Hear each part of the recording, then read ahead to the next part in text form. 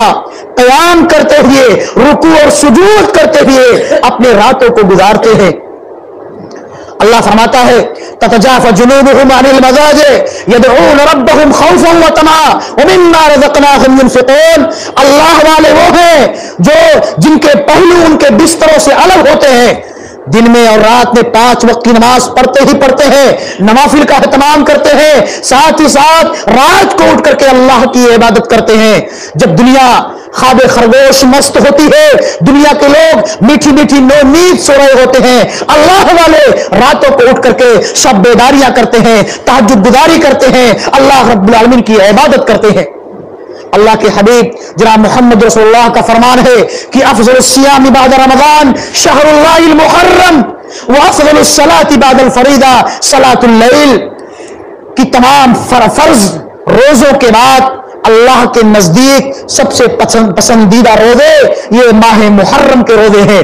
وافضل الصلاۃ بعد الفریضہ صلاۃ اللیل، اور فرض نمازوں کے بعد اللہ کے نزدیک سب سے پسندیدہ نمازیں وہ رات کی نمازیں ہیں، تہجد کی نماز ہے، جس کا اہتمام ہمارے نبی جناب محمد رسول اللہ صلی اللہ علیہ وسلم کیا کرتے تھے۔ آپ اتنے لمبے لمبے قیام کیا کرتے تھے کہ آپ کے پاؤں مبارک میں ورم آ جاتے تھے، سوج جایا کرتے تھے۔ وہ نبی جو بخشایا تھا، جس کے تمام خطاؤں کو اللہ نے اس دنیا کے اندر معاف کر دیا تھا، جو تمام انبیاء کرام کا سردار تھا، وہ 5 وقتہ نمازوں کے اہتمام کے ساتھ ساتھ راتوں کو اتنی لمبی لمبی قیام کرتا تھا کہ اس کے پاؤں سوج جایا کرتے تھے۔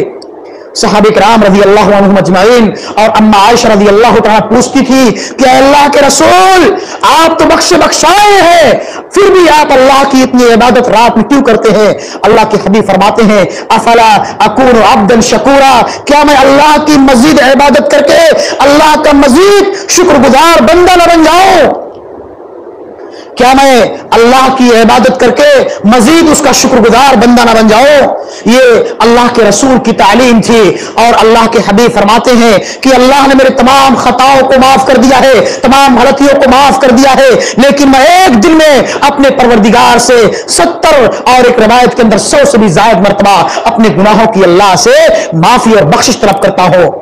راتوں کو اٹھ کر کے اللہ کی عبادت کرنا، اللہ کی بندگی کرنا، اللہ کے سامنے اپنی جلیل نیاز کو خم کرنا، اپنی پیشانیوں کو جھکانا، یہ اللہ کے نزدیک سب سے پسندیدہ اور محبوب عمل ہے۔ یہ اللہ والوں کی صفت ہے۔ یہ اللہ سب کو توفیق نہیں دیتا ہے کہ وہ رات کو اٹھ کر کے اللہ کی عبادت کرے، شب بیداریاں کرے، تہجد گزاری کرے۔ یہ اللہ ان خوش نصیب لوگوں کو توفیق دیتا ہے جن کے دلوں کے اندر اللہ کا ڈر ہوتا ہے، اللہ کی خشیت ہوتی ہے، اور جن کو اللہ یہ توفیق دیتا ہے وہی لوگ 5 وقتہ نمازوں کے اہتمام کے ساتھ ساتھ راتوں کو اٹھ کر کے اللہ کی عبادت کرتے ہیں، تہجد گزاری کرتے ہیں، شب بیداریاں کرتے ہیں۔ اللہ فرماتا ہے تتجافى جنوبهم عن المضاجع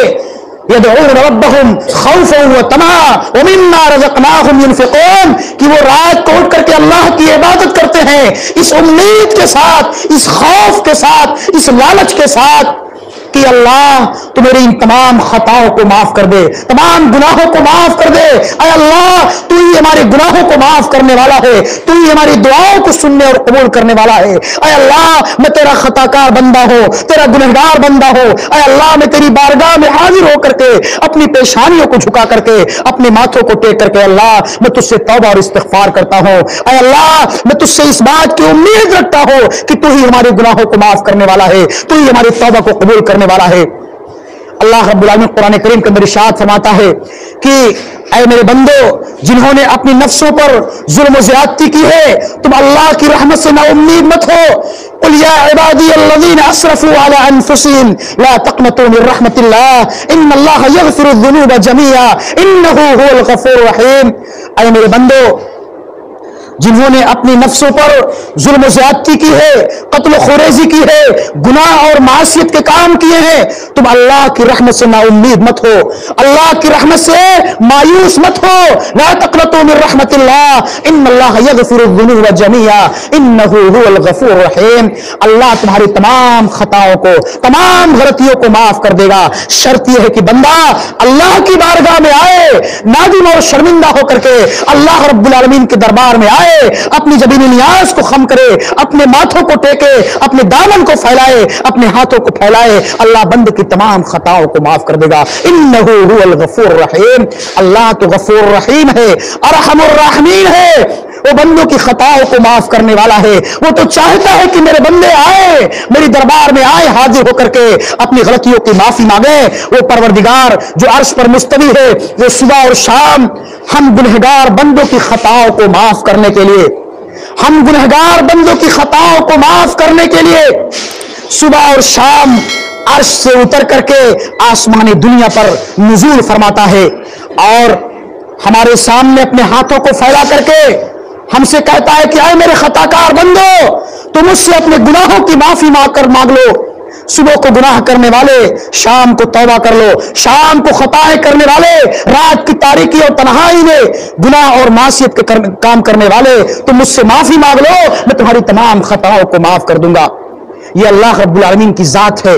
جو انسان کی غلطیوں کو معاف کرنے کے لیے صبح اور شام آسمانی دنیا پر نزول فرماتی ہے۔ لیکن ہم خطاکار، ہم گنہگار جو صبح اور شام گناہ اور معصیت کے کام کرتے رہتے ہیں، سر سے لے کر پاؤں تک خطاؤں میں ڈوبے ہوئے ہیں، لیکن ہم کو دن اور رات میں ایک مرتبہ بھی اس بات کی توفیق نہیں ملتی کہ ہم رب العالمین کی بارگاہوں میں آ کر کے اپنے گناہوں پر نادم اور شرمندہ ہو کر کے اللہ سے توبہ اور استغفار کر سکیں۔ وہ نبی جو بخشا بخشایا تھا، جس کی تمام خطاؤں کو اللہ نے معاف کر دیا تھا، وہ ایک دن میں 70 اور 100 سے بھی زائد مرتبہ اپنے پروردگار سے اپنے گناہوں کی معافی طلب کیا کرتا تھا۔ واللہ انی لاستغفر اللہ واتوب الیہ فی اليوم اکثر من 70 مرہ۔ میرے بھائیو،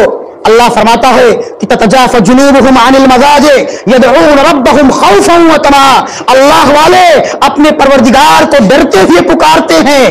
عبادت کرتے ہیں، راتوں کو بھی، دن اور رات بھی 5 وقت کی نماز بھی پڑھتے ہیں اور تہجد گزاری بھی کرتے ہیں، اس کے باوجود بھی اللہ سے ڈرتے ہیں کہ کہیں اللہ میرے کسی غلطی کی وجہ سے، میرے کسی گناہ اور معصیت کی وجہ سے میرے تمام